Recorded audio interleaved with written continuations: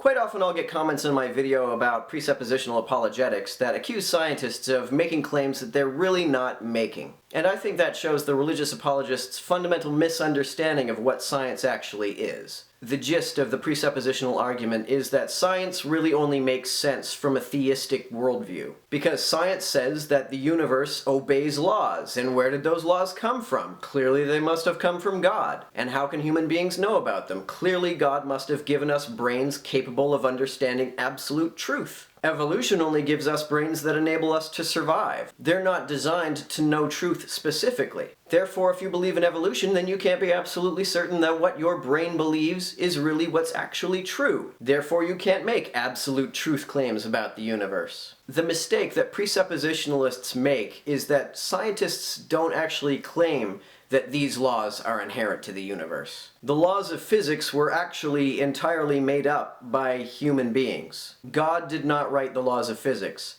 People did. And the reaction I usually get when I point this out is, how can you say that? Scientists say that they've proven this theory or proven that theory all the time. Well, actually, no, they don't. In the empirical sciences, nothing is ever proven. Now, to be fair, it's not just religious apologists who are surprised to hear this. Anyone who's not too familiar with science or the epistemology of science is surprised to hear that science doesn't actually try to find objective truth. They often don't understand that all scientific theories are provisional and contingent and often temporary. And upon explaining this, some people have actually accused me of dishonesty. Some people accuse me of lying about what science really is. But you know what? You don't have to take my word for it. I'll let Dr. Feynman explain how a scientific theory is really formulated. Suppose that you invent a good guess, calculate the consequences, and discover that every consequence that you calculate agrees with experiment. The theory is then right?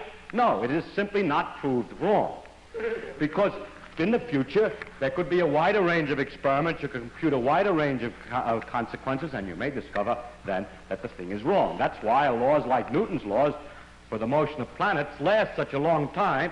He guessed the law of gravitation, calculated all the kinds of consequences for the solar system and so on, compared them to experiment, and it took several hundred years before the slight error of the motion of Mercury was developed. During all that time, the theory had been failed to be proved wrong and could be taken to be temporarily right, but it can never be proved right because tomorrow's experiment may succeed in proving what you thought was right wrong.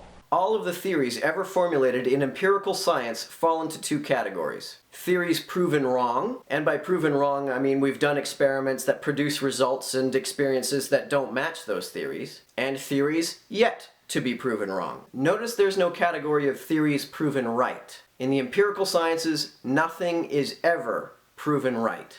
At this point, they usually give an objection something like, if a scientist doesn't expect the future to be like the past, it's impossible to know anything for certain, because in 5 years' time a new theory is devised, 10 years later it's disproven, and another theory comes along, 50 years later that one's proven to be false, which ultimately means that no one can know anything for sure.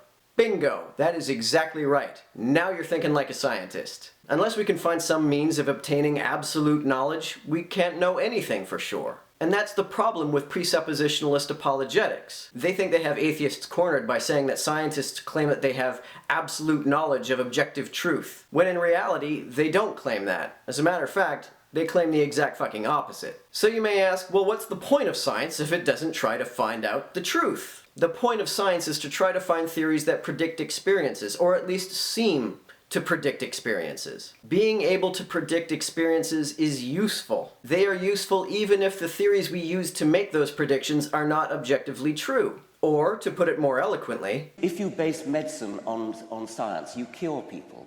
If you base the design of planes on science, they fly. If you base the design of rockets on science, they reach the moon. It works.